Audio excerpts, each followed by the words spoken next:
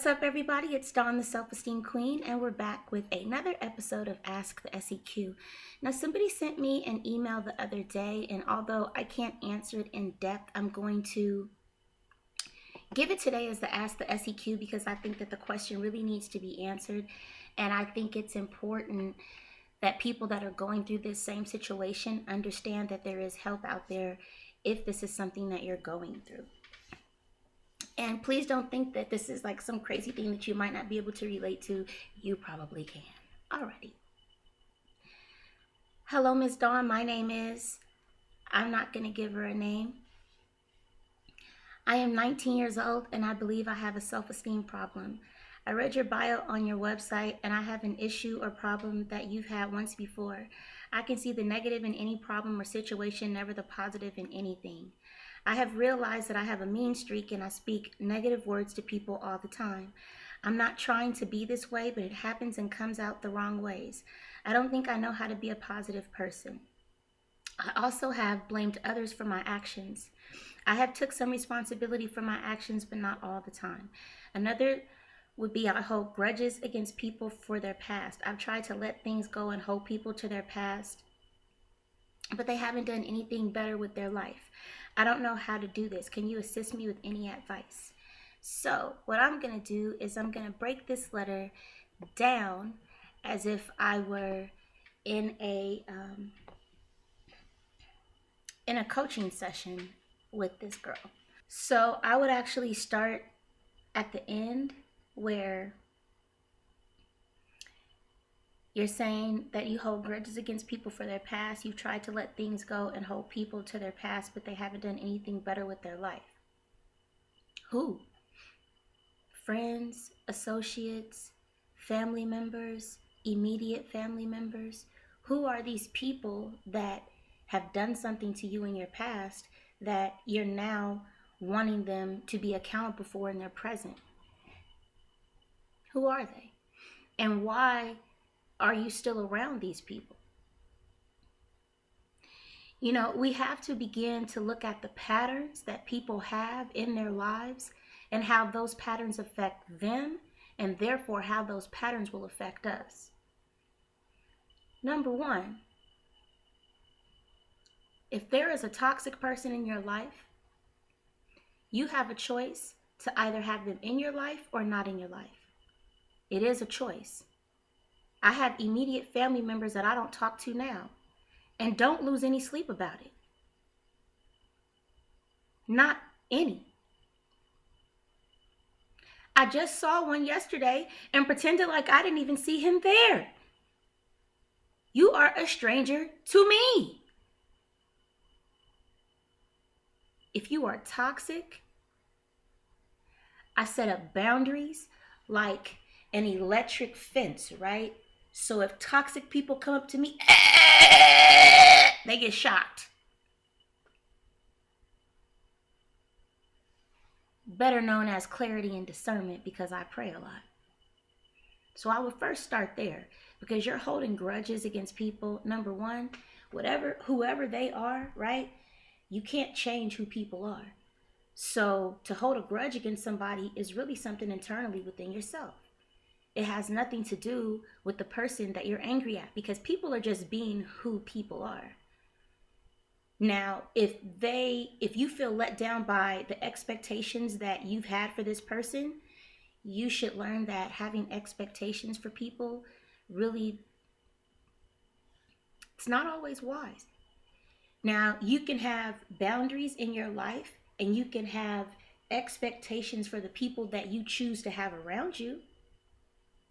But if this person doesn't meet those expectations, you're more than welcome to love them from afar. And there have been a number of people who have hurt me in my life, and I act like those things don't happen. I don't bring them up. I don't talk about them. I don't dwell on them. If I see the person and they've done something to me like that cannot be repaired, I just do like I did yesterday. You don't even exist to me. Walked in the house, pretended like I didn't know who the person was. I was already walking out of the house like, who is this guy?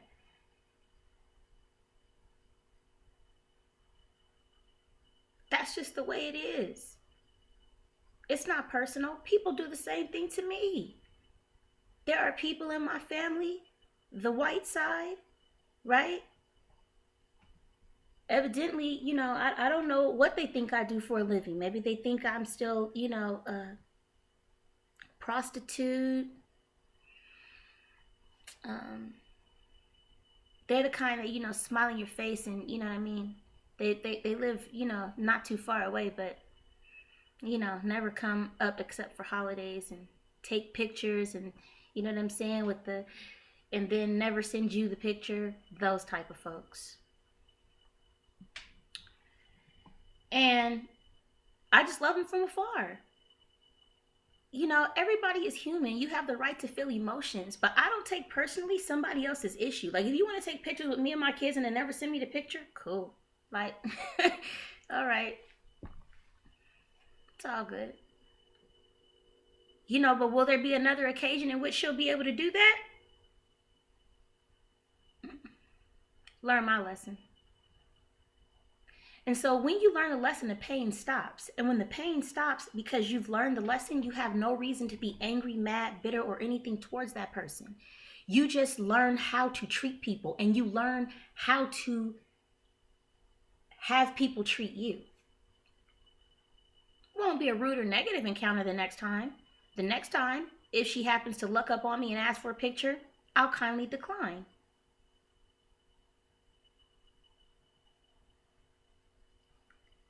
If somebody hasn't lived up to the expectation that you have for them because they haven't done better with their life, then they don't have expectations for themselves, and therefore you guys are not equally yoked as people.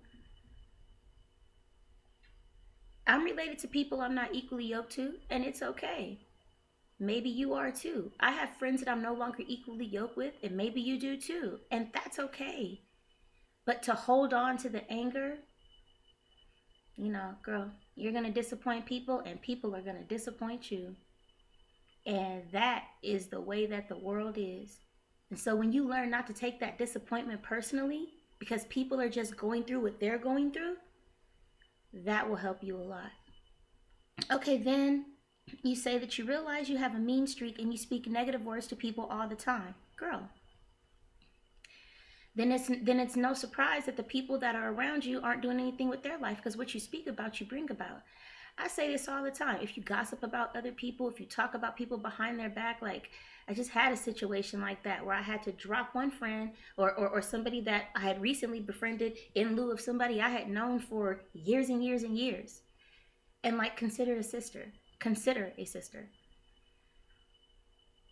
I'm not going to talk about my friendship and relationship. I'm going to keep everything all the way real all the time. But I'm also not going to allow people to speak, negativity to me in the form of what looks like positivity. You understand? Meaning, don't be on Facebook and Twitter and Instagram, retweeting Bible verses and inspirational quotes, and that's not how you live your life. Somebody just called me at 6:10 this morning thinking they were going to get my business manager, and was very surprised that I'm chipper. That she is. It's not an act. It's not just for the internet. Do I have moments when I'm like, everybody does. But my recovery from that is probably a lot different than other people. I recognize when I'm getting heated, I do what I need to do to calm myself down, and then I reapproach a situation.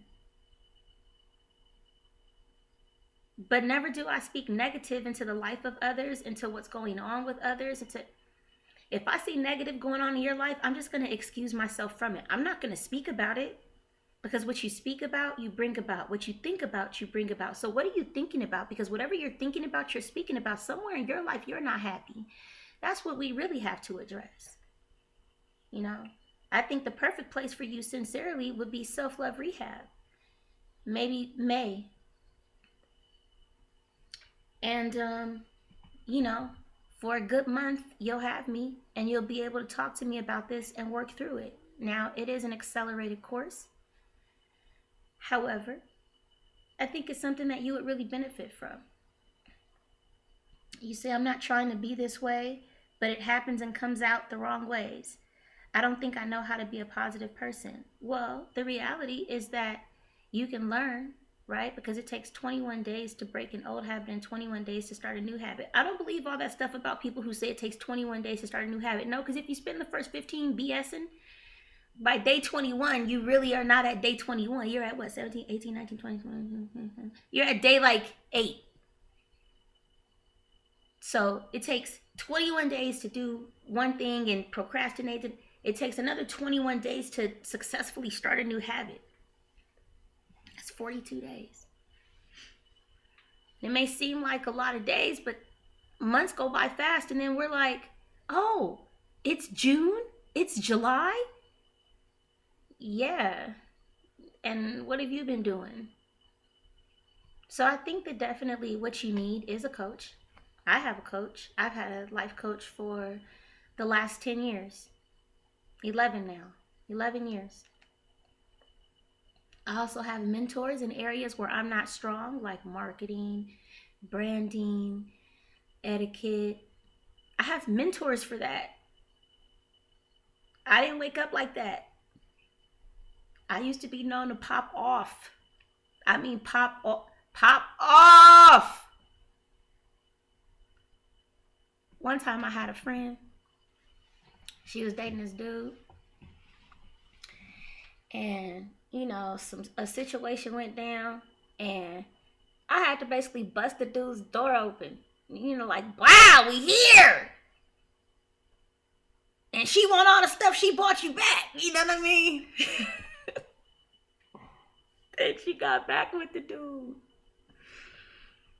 Oh gosh. And it didn't end up working out, but people knew me as the person to call when it was time to pop off.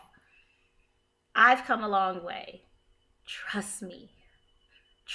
Trust me. And I couldn't have done that without a coach. I was a mess, okay? I was a mess. And I'm a lot better now. So I definitely think that, you know,